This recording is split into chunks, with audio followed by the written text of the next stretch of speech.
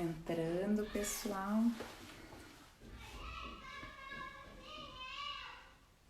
Vai ler.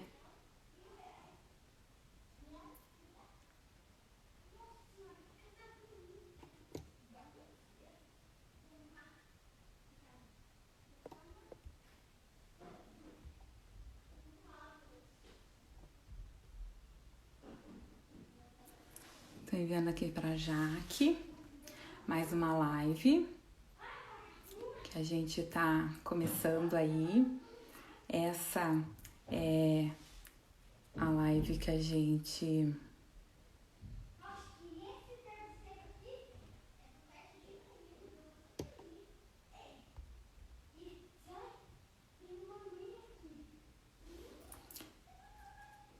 quis fazer, né? Mas pra gente bater um papo, um bate-papo super informal. E nesse bate-papo a gente vai contar com a participação da Jaque. Para mim é muito difícil chamar ela de Jaqueline. A Jaque é uma enfermeira, uma profissional da área, uma paciente que se tornou uma grande amiga minha. E tô enviando aqui para ela poder estar entrando com a gente.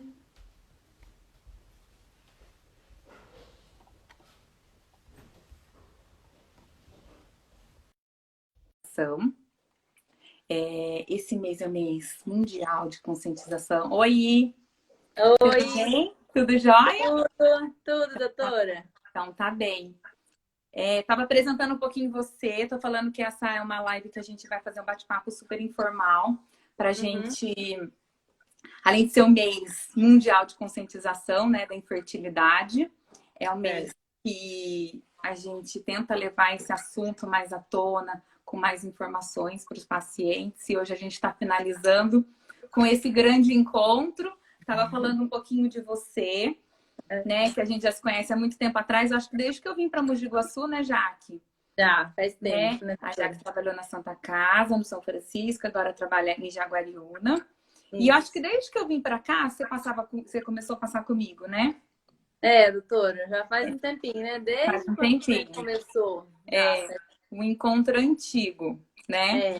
Aí se encontramos nas corridas. Verdade! Aí depois viramos tudo corredora.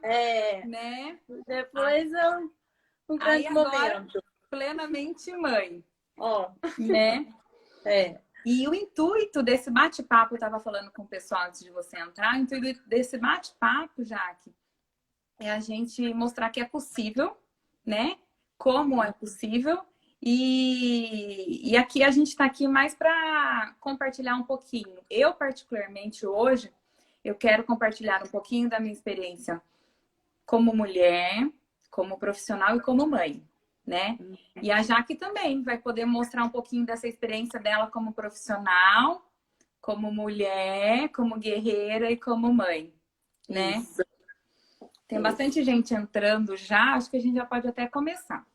Eu tinha feito um roteirinho aqui para a gente não se perder, chegaram algumas perguntas. O pessoal que quiser estar fazendo as perguntas também, nós estamos aqui para a gente tirar o máximo de dúvidas que a gente conseguir, compartilhar nossas experiências. Eu vou falar um pouquinho da parte técnica da infertilidade, que a fertilidade, na verdade, é uma questão natural da espécie humana, né? E se deparar com a dificuldade para engravidar, eu acho que é um dos maiores desafios, né, do ser humano, porque muitas vezes a gente não encara isso como um problema de saúde.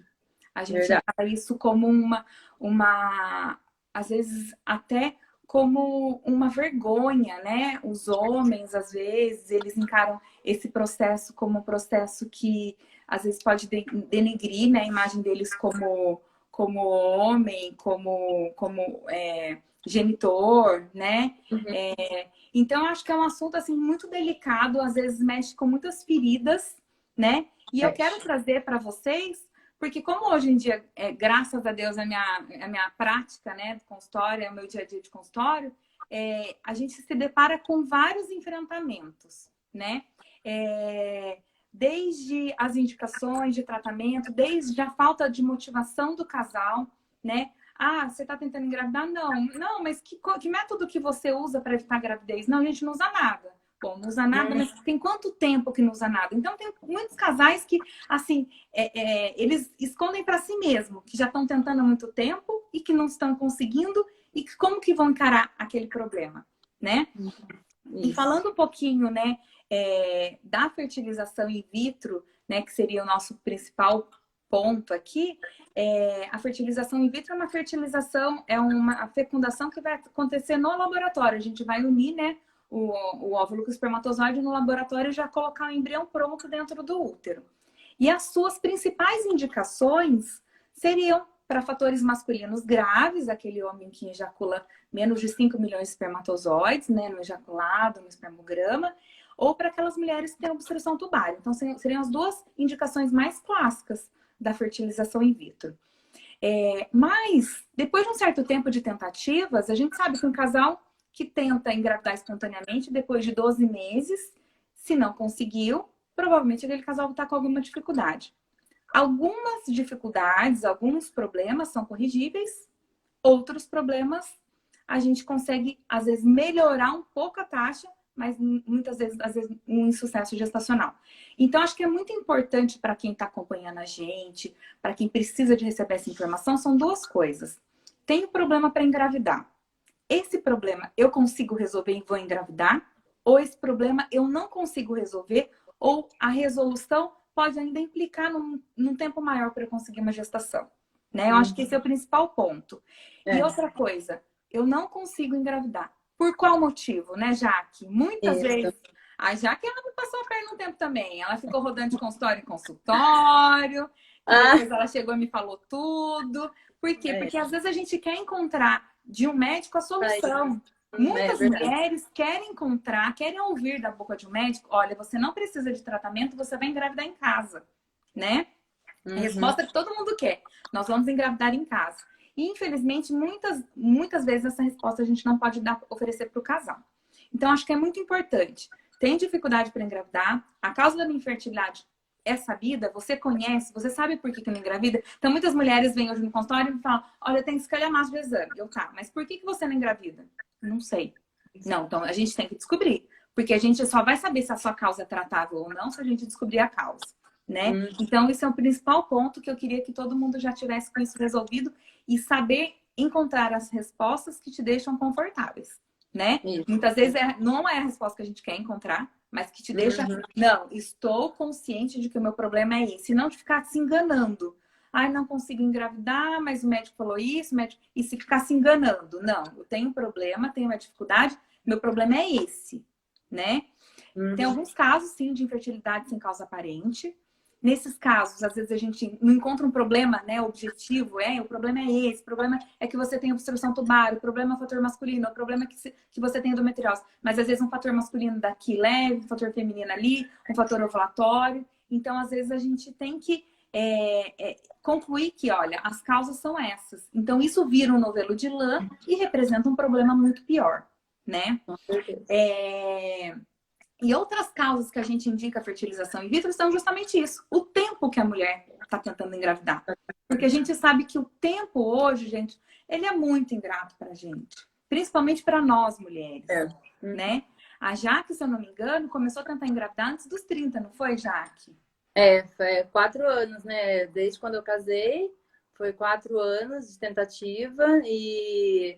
É igual você falou, a gente às vezes vai se enganando, né? A gente vai tentando, vai fazendo vários tratamentos sem sucesso, aí para e volta de novo e não enxerga o problema, né? Aí Desanima, perde a motivação, né? Agora eu vou tentar mais, né? E dá uma mudada de foco, né? Então, o enfrentamento, olha, tem um problema, é corrigível? Beleza, vamos corrigir. Não é corrigível, não. Como que eu posso conseguir ser mãe? Né? Meu desejo é de ser mãe. Hoje em dia eu tenho pego também muito legal, muitos maridos. Olha, eu quero muito ser pai. Como que a gente consegue engravidar? Eu tô nessa junto. Porque antes as mulheres sempre iam mais sozinhas no consultório, né? Então acho que hoje um homem, né, chegou com uma participação super importante, um apoio super bacana, mas também tem que conhecer que às vezes ele precisa modificar alguns fatores, né? De hábitos de vida, a consciência de ter que fazer mais exames, de estar acompanhando a mulher, porque assim, esse apoio, a gente saber que é um problema do casal. né? Não é um É, problema simplesmente da mulher, do né, casal. já. Então, Isso. assim, o tempo, como a gente estava falando, quanto mais o tempo passa, cai mais a taxa de fertilidade daquele casal. Então, o tempo hoje para a mulher é muito ingrato, porque nós temos uma reserva, o nosso ovário é um tesouro que ele se esgota, a gente não tem depósito nele ao longo da nossa vida, a gente só vai consumindo da sua quantidade de óvulos ao longo do tempo, e esses óvulos eles começam a sofrer um processo de atresia, apoptose, morte e oxidação celular, que com o tempo também atrapalham a idade avançada, né? Atrapalha a quantidade, a qualidade também. Então é importante a mulher saber que a partir dos 38 anos é muito mais difícil, às vezes, ela alcançar uma gestação espontânea, se ela já tem algum problema prévio ou se ela já tenta há algum tempo, né? Então, a fertilização in vitro, principalmente para essas mulheres de idade mais avançada e baixa reserva ovariana, ela tem sido muito indicada. E lógico que é um tratamento que a gente sabe, né, Jaque, que requer um desgaste financeiro, emocional, físico muito grande, né? Uma pressão psicológica que a gente coloca sobre nós mesmos. E que o enfrentamento de tudo isso, de uma forma mais tranquila, mais serena, mais otimista, eu acho que é o ponto-chave para um sucesso gestacional, né, Jaque? Conta para nós um pouquinho da sua experiência, desde o tempo para engravidar, até a necessidade, até quando a gente conversou, eu falei assim, Jaque, não adianta você ficar... Eu lembro certinho, a gente teve essa conversa lá na clínica antiga ainda, né? Jaque, não adianta você ficar enrolando, achando que vai fazer a cirurgia, que vai melhorar, que você estava entre a cirurgia e a fertilização na época, né? Isso. Não adianta. A cirurgia, eu lembro que eu te falei, você só vai ficar se enrolando, vai demorar mais tempo para você alcançar o sucesso que você quer, né? Conta um pouquinho pra gente disso. Já faz um tempo, né? Eu sou paciente da doutora Fernanda. E fazia um tempo já que a gente estava tentando, eu com meu marido, a gente casou, mas assim, estava tentando, mas assim, né, não é aquela quero, né? Sim. E aí passou um tempo que a gente sentou e conversou. Falou assim, mas se eu já não tomava nenhum método anticonceptivo, né? Nenhum método de barreira, nada. E aí veio na minha cabeça, falei assim, não, alguma coisa tem, né? Porque se eu não consigo, não engravido, a gente não toma nada, não se previne, é um casal, né? Só nós dois, né? Não tem outros parceiros. Saudáveis, jovens, né? Não tinha nenhuma doença de base, né? Não, nenhuma doença. Nem ele, não, nem sempre. O Matheus foi sempre normal, eu sempre fui saudável, tudo. E aí foi que a gente foi investigando. E aí só que eu tinha muita dor, né? Muita dor no período ovulatório, período fértil. E aí foi que eu procurei os métodos, né? Como a gente trabalha na área, a gente vai procurando um canto aqui, outro canto ali. Sim. Né? Vai fazendo um tratamento com aí não dá certo, para. Aí frustra, né? Toda menstruação é um choro. Porque sim, isso é uma decepção. É uma decepção. E aí foi que a gente, uma hora a gente parou, né? Aí foi que eu procurei a doutora, né? Que eu já tinha feito vários exames. Aí eu falei que eu tava com muita dor. Aí eu fiz uma ressonância, né? Que deu que era uma endometriose leve, mas era isso que tava causando a infertilidade, né? Já fazia um tempo já que eu já tava tentando, né? E aí foi que a doutora... Aí eu fiquei na dúvida, a doutora da cirurgia da vídeo, né? Da Laparô e da fertilização. No começo que a doutora me falou, eu não aceitei. Eu achei que... Assim, a gente vai muito pelas pessoas, né? Falar, vai ser... o que as pessoas vão pensar, né? Eu não sou normal. Sim, ou assim, tem a parte religiosa, né? Que bate também no auge, né?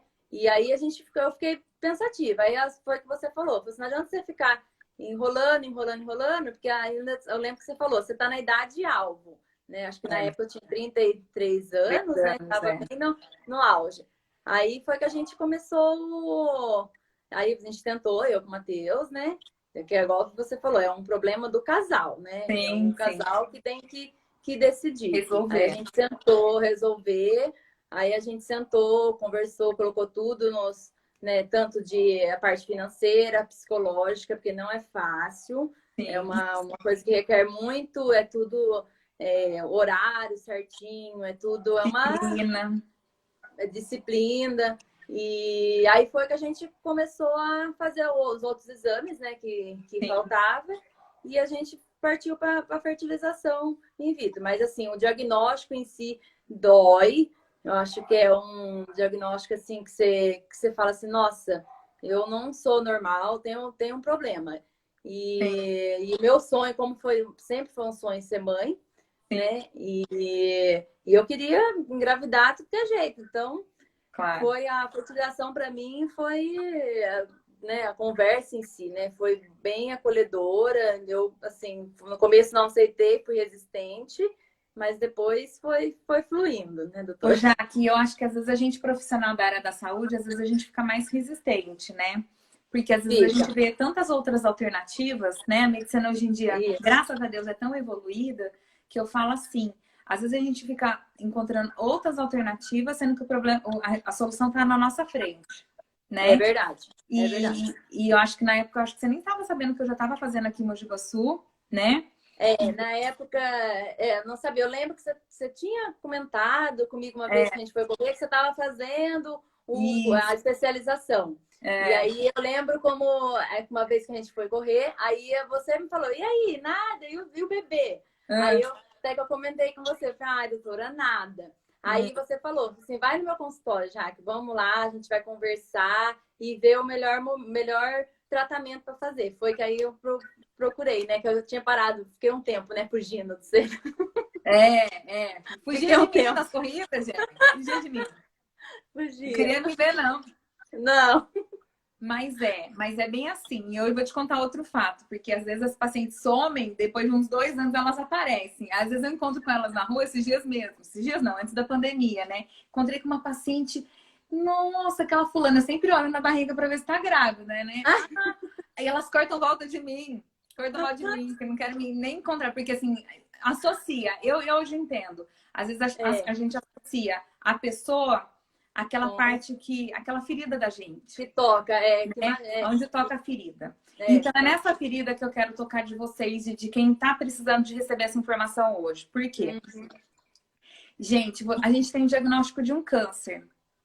A gente sabe que a quimioterapia ela vai ajudar a gente a resolver. Ela vai ser a melhor chance para nos dar a cura. A gente vai ficar esperando 2 anos aquele câncer se alastrar, virar uma metástase, invadir outros órgãos, aquelas células se multiplicarem.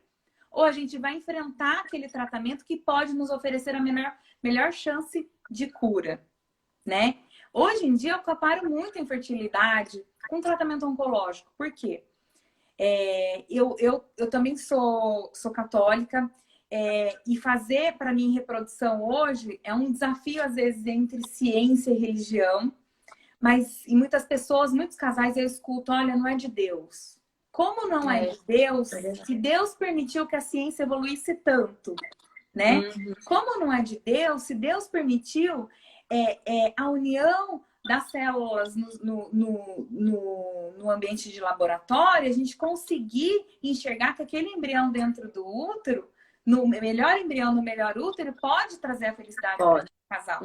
E a gente que é católico, principalmente, a gente casa para ter filho.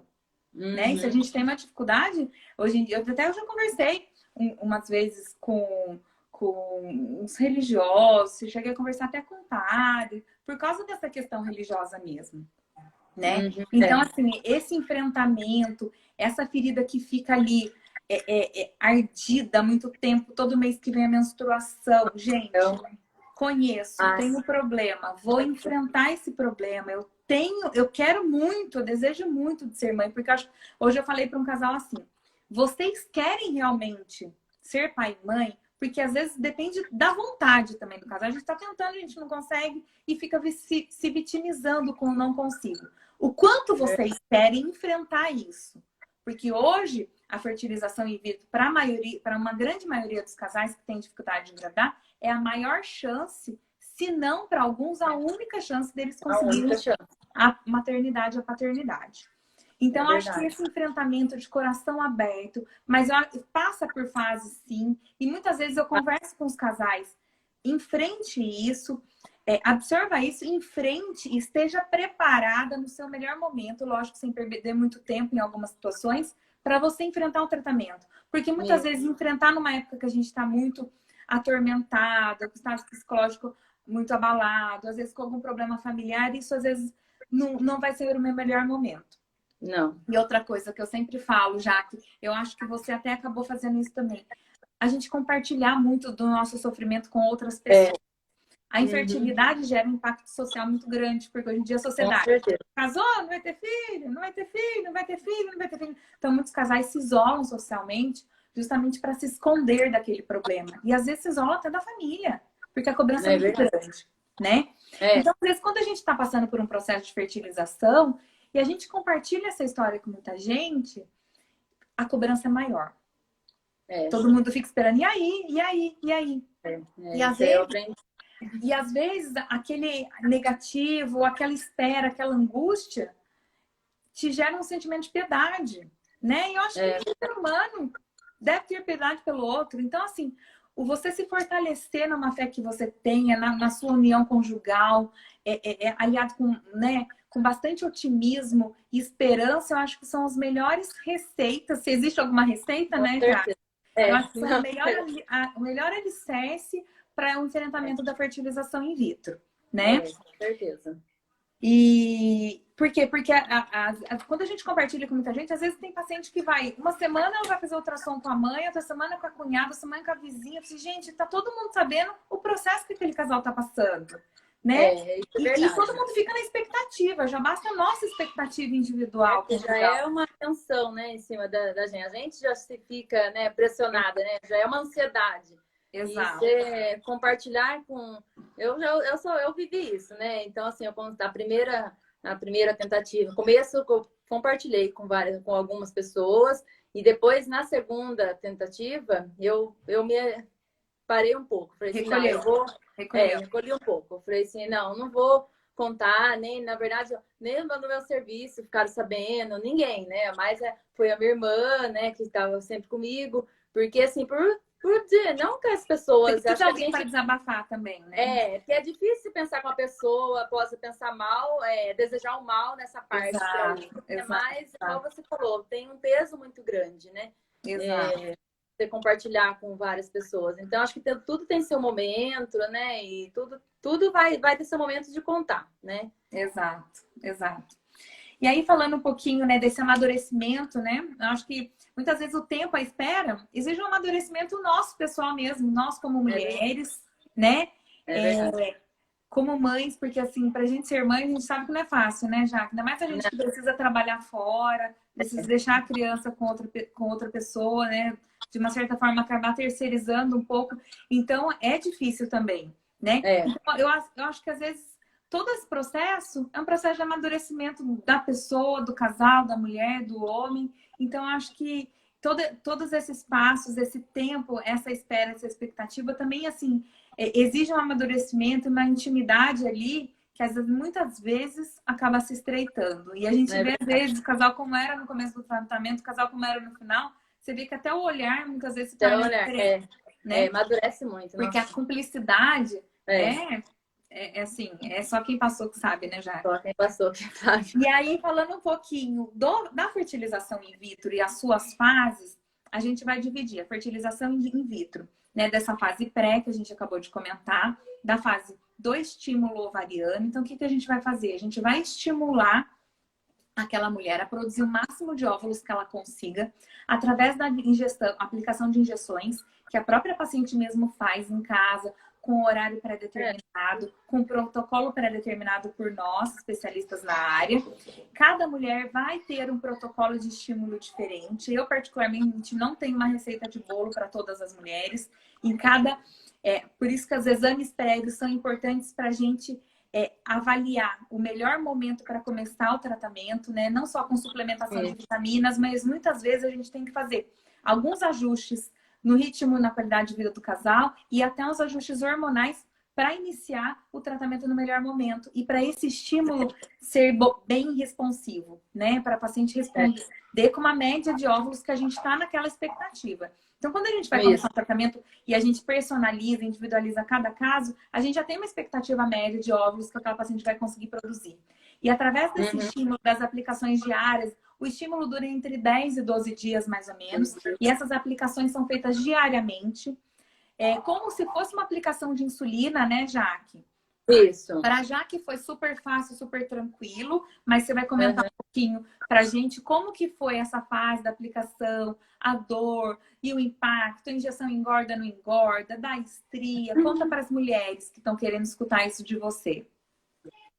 Assim, no primeiro momento a gente pensa que é um tratamento dolorido. Eu já fiz vários tratamentos anteriores, né, sem sucesso. Eu vou contar, eu acho que é mais dolorido os tratamentos de indução, assim, às vezes por medicação ou por outro método, do que a própria fertilização mesmo, o processo. É tranquilo, as aplicações, é igual eu estava falando, tem que ter uma disciplina, né, de horário certinho, que a doutora dá o papel, né, certinho escrito os horários, e assim, é indolor. Vou dizer que não doeu na hora que já tá bastante. Já passaram certos dias de aplicação, né? Que aí chega uma etapa que tem que aplicar 3 medicações, né? Já. É um desconforto abdominal, porque é igual você comentava, né? Que às vezes eu mandava mensagem, falava, doutora, tá doendo? Aí você, é a mesma coisa. Se você tá fazendo um óvulo que você libera por mês, você tá liberando, tipo, em 15 dias, em 12 dias, tá liberando o que você ia liberar em 1 ano, né? Então, dói mesmo, é um desconforto, mas é tolerável. Suportável, né, já? Suportável, né? Nada de assustador. Porque as pessoas acham que é um bicho de 7 cabeças, né? Sim. A fertilização. Mas é tranquilo, a parte da coleta dos ovos vai também na clínica, vai em jejum, né? Que é a única parte que é o jejum, né? Aí, deixa eu só voltar um pouquinho. Nessa parte da aplicação das injeções, a gente tem um controle de ultrassom que a gente faz a cada 3, 4 dias. Seriados. Né? Isso. Então, a gente faz os ultrassons seriados aqui na clínica mesmo. Aí, a gente vai acompanhando a evolução, o crescimento dos óvulos. E nessa fase, a gente já sabe, a gente já tem mais ou menos uma média, uma expectativa de quantos óvulos aquela paciente, a gente vai conseguir aspirar daquela paciente. E aí, vem a fase que a gente vai desencadear a ovulação através da última ingestão e vai programar a coleta para dali umas 35 horas. Aí a coleta, conta um pouquinho, vai em jejum lá pro laboratório. A coleta você vai em jejum, aí não pode perfumes, não pode nada com cheiro, porque é tudo muito sensível. É lá na clínica mesmo, é um centro cirúrgico super, né? Foi onde a gente fez, super equipado, super planejado para isso mesmo. Você não, na hora você não sente nada, porque você é sedada, né? Uma sedação. No mesmo momento que eu tô coletando, o meu marido tá fazendo a coleta do sêmen, né? Por masturbação mesmo, no quartinho reservado, né? Como se fosse um de hospital mesmo. E a coleta é tranquila. Depois da coleta a gente vai para o quarto, fica lá não lembro se foi 1 hora, acho que não foi menos. Fica mais acordada, aí você toma uma refeição, né? Levanta, faz um xixi, né? E aí vai embora. Vai embora. Bora naquele dia faz repouso, né? Eu senti umas coliquinhas, tipo umas cólicas menstrual, mas tranquilo, foi só mais pós mesmo a coleta, mas deu suportável também. Não foi nada em um repouso, né? Por causa da sedação. Aí a gente não vai trabalhar nada, mas tranquilo. A partir do dia seguinte, vida normal. E só falando um pouquinho mais da coleta também, a coleta é como se fosse um exame de ultrassom transvaginal, com uma agulhinha acoplada na ponta, por isso que é necessário a sedação, né? E aí, com aquela agulhinha, a gente está guiado por ultrassom, a gente vai perfurando os folículos que cresceram e os óvulos, eles vão estar no meio do líquido dentro daquele folículo. Então, o folículo é a casquinha do óvulo. Então, a gente faz a aspiração dos folículos e entrega todo esse material para a embriologista. E aí, o embriologista vai selecionar todo o material, vai fazer toda a limpeza daquele material, vai juntar com espermatozoide e vai fazer a fertilização no laboratório. Tem 2 métodos de fertilização. Tem a fertilização clássica, tá? Na maioria das vezes mais indicada para os homens que não têm nenhuma alteração no sêmen, né? Como que é a fertilização clássica? Ela limpa o óvulo e injeta um monte de espermatozoide na periferia do óvulo. Então, o espermatozoide ele vai fertilizar o óvulo naturalmente, sem interferência da embriologista. E tem a fertilização por ICSI, né? Que onde às vezes tem algum fator conhecido masculino e aí ela vai injetar o espermatozoide dentro do óvulo. Então, são esses 2 métodos. E aí, nessas situações, a gente deixa bem para as meninas, a gente sempre passa todos os casos para ela, né? E elas vão decidir, depois da avaliação do sêmen, qual seria o melhor método para aquele casal. Muitas vezes a gente já sabe antes, né? Mas elas, com a avaliação do sêmen e do material biológico no laboratório, elas vão ter essa autonomia para exercer a fertilização da forma que elas acharem mais apropriada. E aí vem um pouquinho mais da angústia para a gente saber, né, Jaque? Quantos homens, quantos embriões? É uma ansiedade, né? Uma ansiedade, dia a dia, né, Jaque? Quando eu ligava, corria até um frio na espinha, né? Eu, particularmente, eu gosto de ligar, todos os dias que eu recebo o relatório dos laboratórios, eu particularmente gosto de ligar para paciente, porque eu sei que quando nós mulheres somos muito ansiosas, eu acho que aquilo acaba confortando um pouco para a gente saber como está evoluindo e se está evoluindo. E eu costumo falar que é um funil. Nem sempre a mesma quantidade de óvulos que a gente aspira, folículos que a gente aspira, a gente vai ter a mesma quantidade de embriões. Por quê? Muitos folículos não são maduros, capazes de fertilização. Na hora que cresce, a gente vai aspirar todos, mas nem todos são maduros. E alguns evoluem no processo de fertilização, outros não evoluem. Então, o resultado da fertilização é inadequado. Então, aquela célula formada acaba degenerando, né, se desenvolve. E alguns embriões chegam até o estágio de blastocisto, que é o dia 5 de amadurecimento, e outros não chegam, né? Então, hoje em dia, como que a gente tem feito? Na maioria dos casos, eu tenho gostado bastante de fazer a fertilização com frisol, ou seja, congela todos os embriões formados e eu vou preparar o melhor momento para a transferência daqueles embriões dentro do útero. Porque muitas vezes as injeções que a gente faz para o estímulo dos ovários, ela não deixa o útero se tornar um terreno tão fértil para receber aquele embrião. Então, a gente descobriu com a técnica do congelamento, né, que o congelamento e o descongelamento dos embriões não afeta os embriões em qualidade, muito menos na resposta e no sucesso da gestação, né? Então, hoje em dia a gente deixa, e além de tudo, o embrião é testado 5 dias no laboratório. Porque quando a gente fazia a transferência fresco, que era no 3º dia, aquele embrião era um embrião clivado, ele tinha poucas células.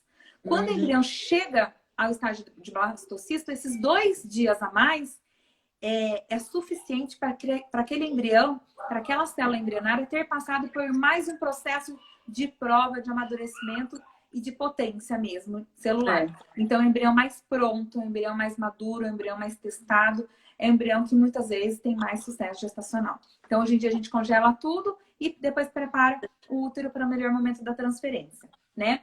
Ô, Jaque, conta pra gente, foram 4 embriões, né, que você teve? Foram... No começo aspirou 12, né? Isso, vai contando. Eu lembro de tudo. Funil, ó, o funil, lembra do funil. 12, desses 12 foram 7, desses 7 foram 4. Então, foram 12 óvulos aspirados, 7 óvulos maduros, capazes de fertilização. Dos 7 óvulos maduros, chegaram 4 blastocistos, né? Então, 4 blastocistos. Então, foram 4 embriões congelados. E aí qual que é a maior angústia, né? De nós que trabalhamos com reprodução.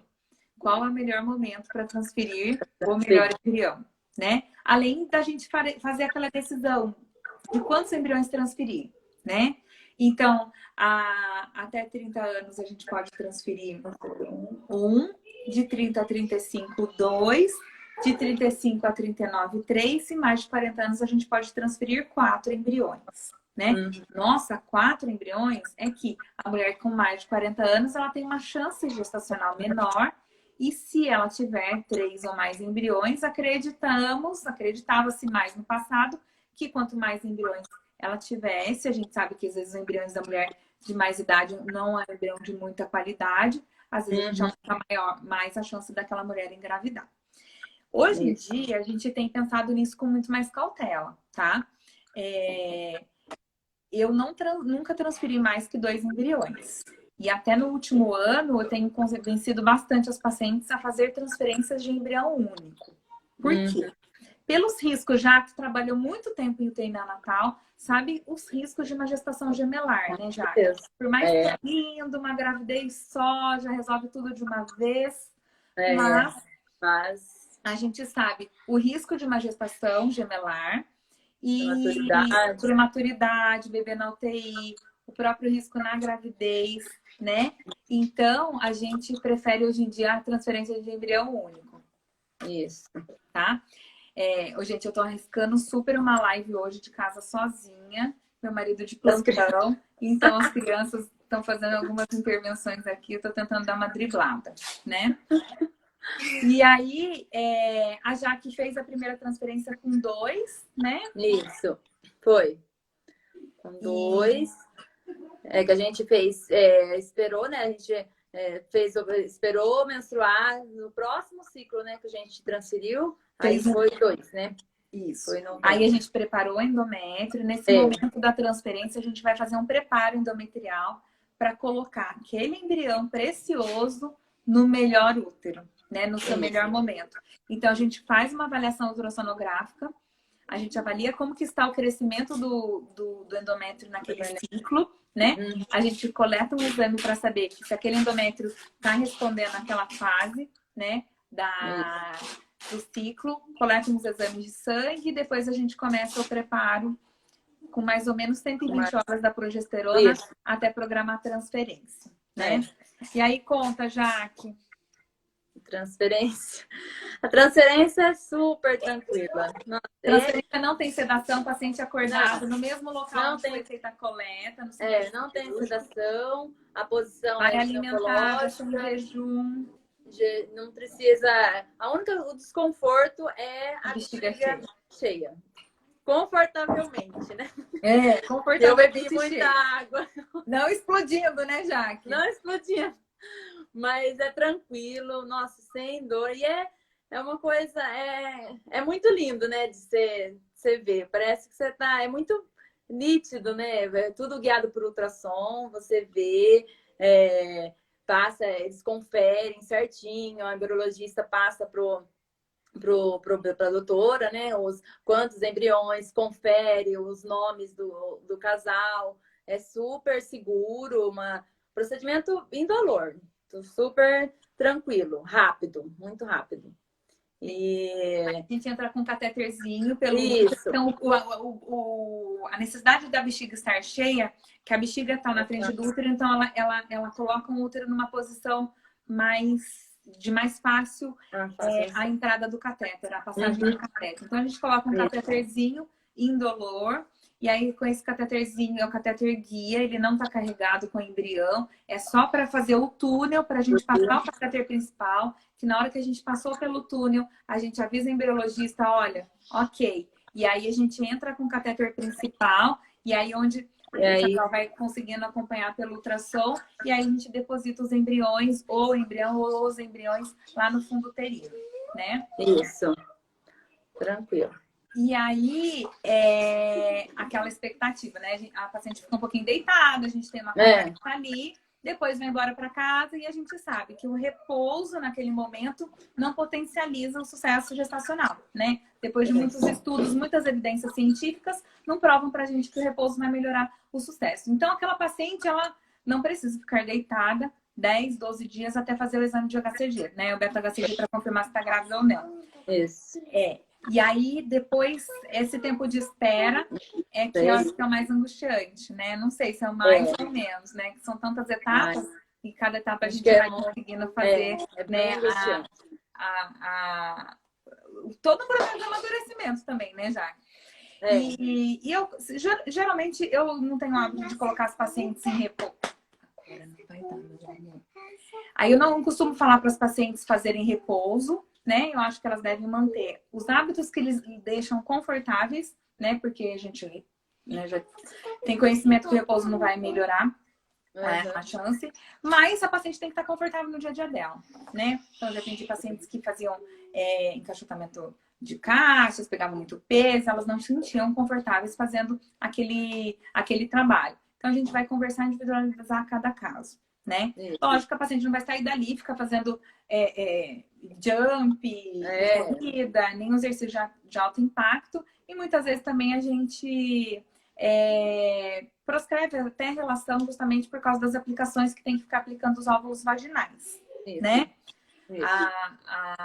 As cápsulas de progesterona. E 10 dias depois, a gente espera, né, receber um teste positivo. E quando a gente não recebe, já que conta pra gente.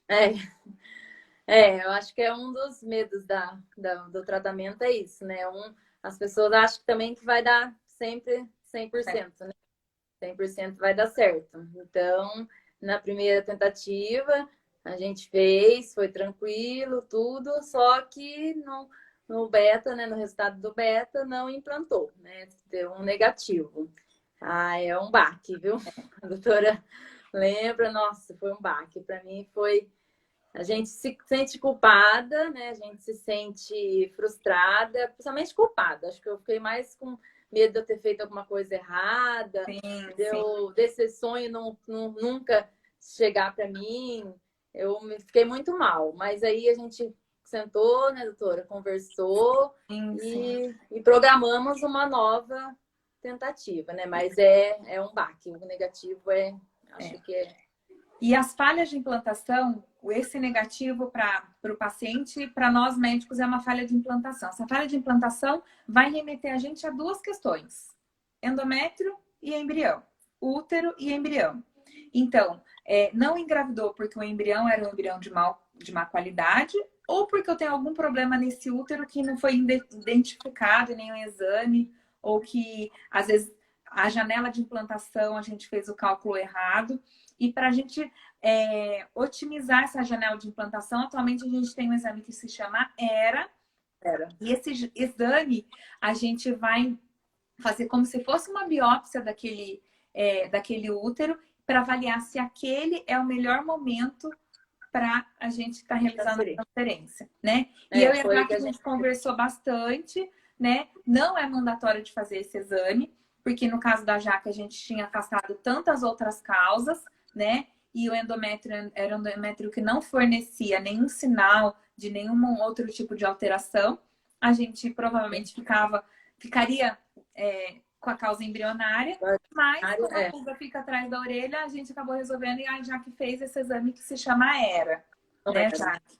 Isso. Esse exame a gente faz como se fosse, prepara o útero como se fosse para fazer a transferência, né? Só que aí a gente faz uma raspagenzinha, né, Jaque, que é um pouquinho dolorido, né? Dói um pouquinho.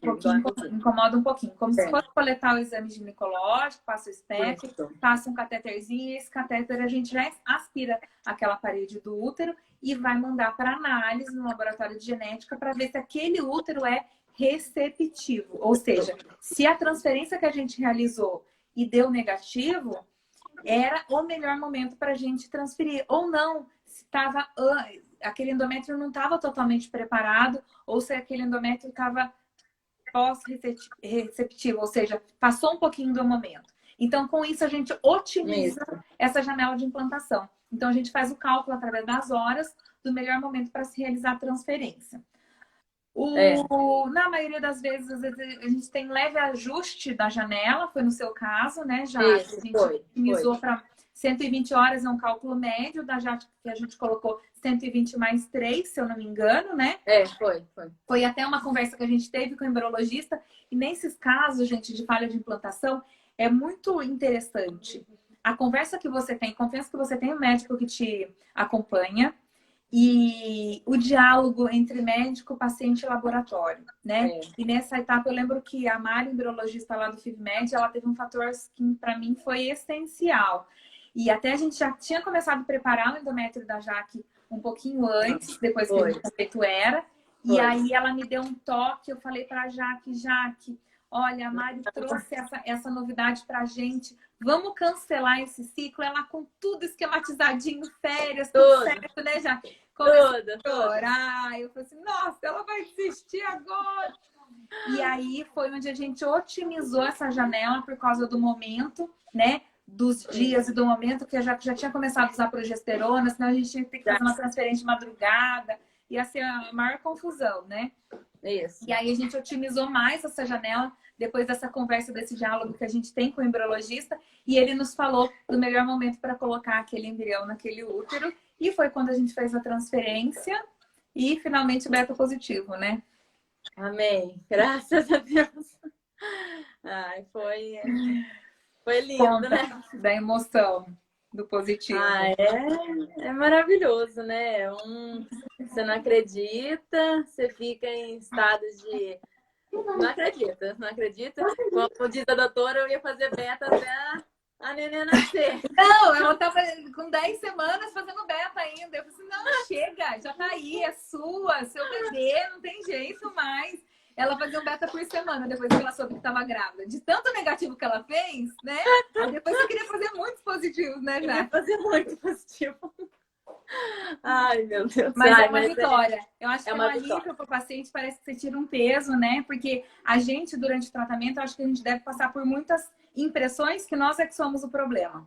Tudo que a gente faz pode representar um problema, tudo que a gente age, a forma como a gente anda, levanta, né? Todas as ações do dia podem se tornar um problema. E o que eu quero deixar de mensagem para essa questão também de pós-transferência é que, assim, aquele casal que engravida em casa, não fica 10 dias de perna para cima que não possa carregar nada, não muda nada. A única coisa que a gente desviou foi o trajeto. Uma fecundação que aconteceria natural na trompa vai chegar no útero. E a gente coloca o embrião por baixo no mesmo local que o embrião deveria se implantar. Então, as ações, o dia a dia deve ser da melhor forma como aquela mulher achar, né? Como ela se sentir mais confortável.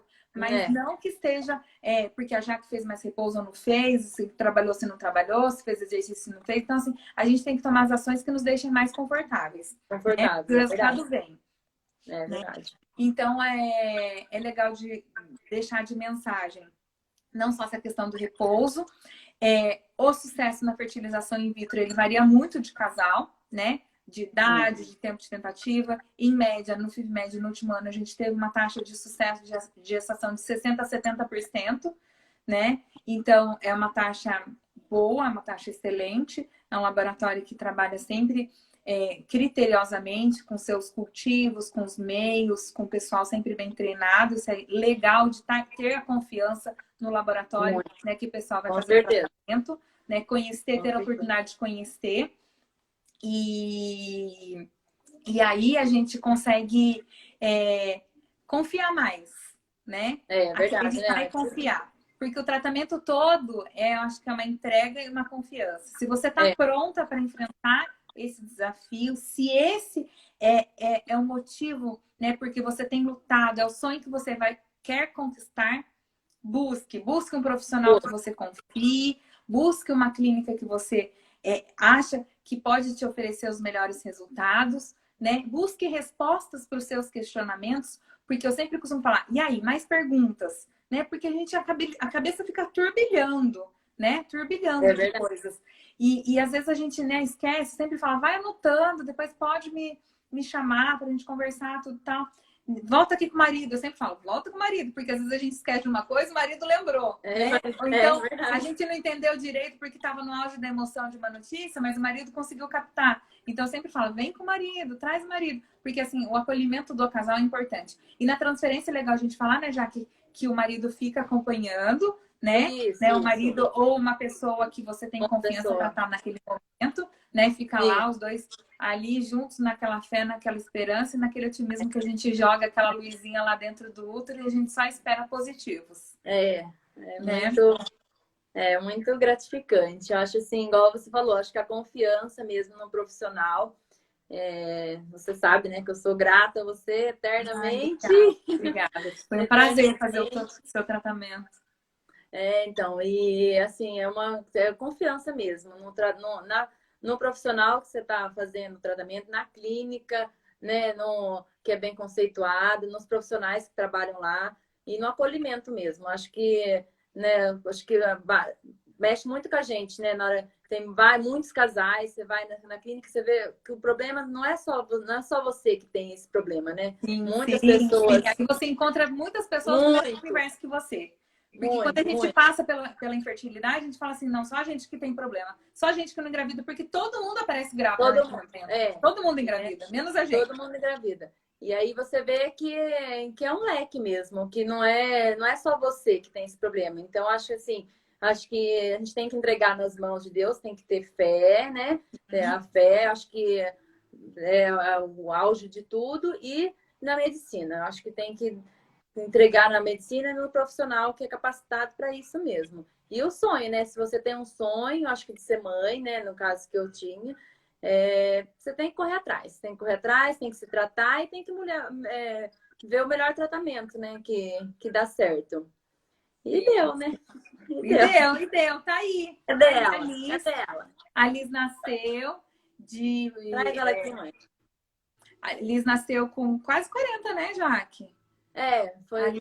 39, né? 39, não, 39, certo? A Jaque entrou em trabalho de parto, a gente esperou, né, ver se ela conseguia evoluir para parto normal. Passou o dia inteiro com dor, né, em trabalho de parto.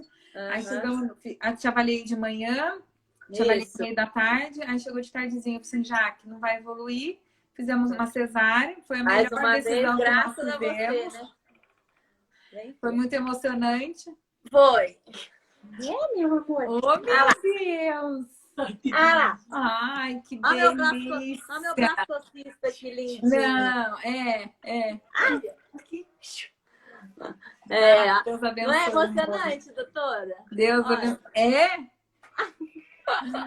Que linda, tá linda. Linda, linda de viver. Linda de viver. A gente é muito grato. Nossa, eu acho assim, a fertilização acho que tem feito muitos casais felizes, né? Muitas famílias, né? As pessoas de idade mais avançada ou que tem algum problema. Sim, eu acho sim. que as pessoas têm que procurar mesmo. E hoje em dia está bem acessível, né? No caso assim de é caro, mas assim dá pra gente pagar, tá tudo facilitado hoje. Existe um planejamento, né, Jaque? De Isso. Tudo que a gente vai fazer exige um planejamento.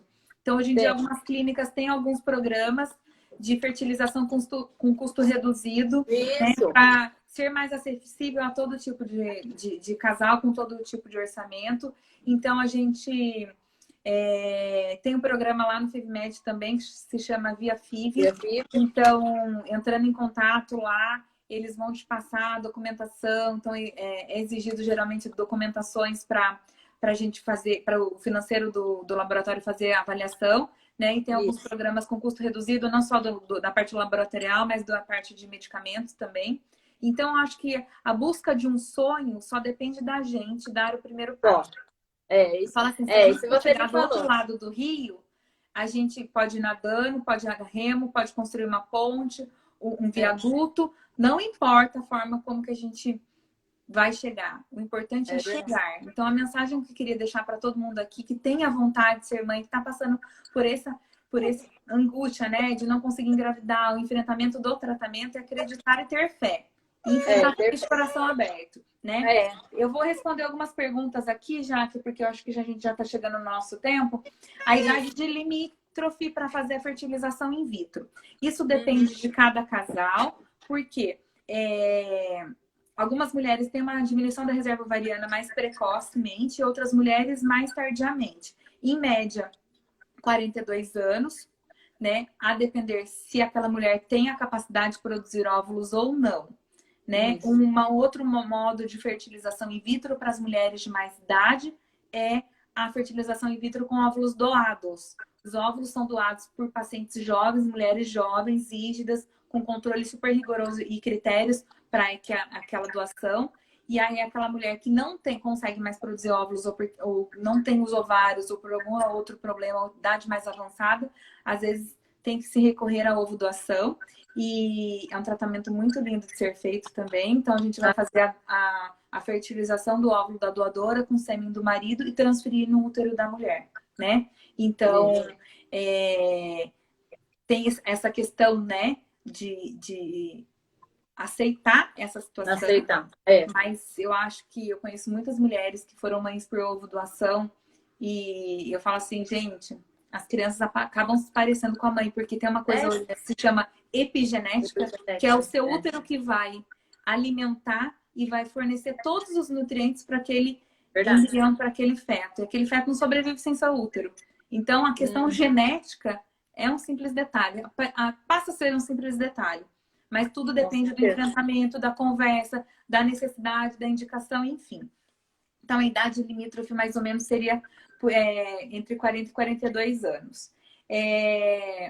Ovários policísticos, então, a gente encara como fator ovulatório. Na maioria das vezes, mulheres têm dificuldades para engravidar. E são mulheres que, quando vão para a fertilização in vitro, a gente requer um cuidado muito técnico, com o estímulo dos ovários, porque aquela mulher tem muitos folículos e se todos crescerem ao mesmo tempo, a gente pode ter um problema depois do estímulo que se chama síndrome do hiperestímulo ovariano. Então, exige um protocolo de estímulo mais assertivo, mais experiente, com mais cuidado e cautela e mais observação, justamente para a gente evitar esse tipo de desconforto, onde as mulheres, às vezes, elas ficam com uma retenção hídrica muito grande, às vezes podem fazer até algum fenômeno trombótico. Então, assim, as mulheres com ovários policísticos, elas muitas vezes acabam indo para fertilização in vitro, mas a gente toma bastante esse cuidado com o estímulo dos ovários, né? Custos, né? A gente acabou de falar dos programas que tem. Muitas mulheres, muitas pessoas que estão aqui nos seguindo mandaram um monte de comentários, que é muito difícil o enfrentamento, que é muito ter um filho. Então, a gente reflete, né? E bate de novo nessa tecla, né, Jaque? Que quando você quer muito uma coisa, aquela coisa só depende de você, né? Dar o primeiro passo para você estar mais lá na frente para alcançá-la. E eu estou muito feliz de estar aqui hoje com você, compartilhando um pouquinho da sua experiência. E eu pude acompanhar cada passo seu ao longo desses anos aí. E ver hoje você, cada fotinho que eu vejo de você com a Lisa, eu falo que meu coração dá uma estalada. E também me faz acreditar que eu estou no caminho certo. Com certeza. Eu sou grata, né? E muito obrigada por tudo. Eu também estou muito feliz. Eu acho assim, depois que eu fiz o tratamento, eu não tenho vergonha nenhuma. Muita gente tem vergonha também de falar. Eu não tenho vergonha nenhuma de falar. E fala, assim, muita gente, eu acho que eu indiquei você, acho que muita gente vai atrás. E eu acho que com um pouquinho da minha história, acho que deu para muita gente dar o primeiro passo, né? Dar o primeiro passo. E quando eu te chamei, eu falei assim, gente, será que a Jaque, ela toparia fazer? Porque, lógico, eu respeito as mulheres que não querem falar, como a gente falou que às vezes durante as etapas do tratamento, até não é interessante a gente ficar comentando com muitas pessoas, porque aquilo às vezes gera uma angústia maior, uma expectativa maior. Mas às vezes a gente ter aquilo bem resolvido é muito legal, né? É muito legal a gente ter aquilo resolvido e saber que, tipo, é obra de Deus que tá aí, Deus que colocou, Deus que permitiu, né? Porque a gente também é limitado com a medicina. Se Deus não quer também, a gente, com toda a ciência que a gente tem no universo, as coisas não acontecem. Mas eu acho que principalmente o amadurecimento e o que aquele casal está aberto para receber aquele filho, eu acho que é o principal passo. A gente está aí com 1 minuto e meio, já que só chegou uma pergunta aqui sobre endometrioma. Quem tem endometrioma pode ovular? Pode ovular, sim. É importante fazer o monitoramento da ovulação. Às vezes pode até engravidar com endometrioma, mas é importante saber se o endometrioma é ou não a causa da dificuldade para engravidar. E eu muito obrigada, Jaque, por você estar aqui com a gente, compartilhando um pouquinho da sua experiência, né? Da sua autenticidade de encarar, de ser guerreira, não desistir, porque enfrentar o negativo não é fácil, né? Não. A gente sofre junto e chora junto. Com certeza. E que você e a Lisa, assim, tenham, assim, sempre muitas, muitas, muitas alegrias, porque vocês já estavam juntas lá há muito tempo atrás, né? Com certeza. Há muito tempo atrás, né? E tem um pai babão aí, que eu sei, eu sempre acompanho ele pelas fotinhos, que é por emoção também, né? É tudo, é muito especial, né? Tudo é um momento único. E eu agradeço também pelo convite. E a gente está aqui, né? Se alguém tiver alguma dúvida, pode deixar para a gente por direct, tá? Que eu vou respondendo depois. Tá bem? Um beijo para todo mundo, pessoal. Jaque, Ah, obrigada, viu? obrigada, Obrigada mesmo. doutora. Tchau, Com Deus, tchau. viu? Tchau. Tchau.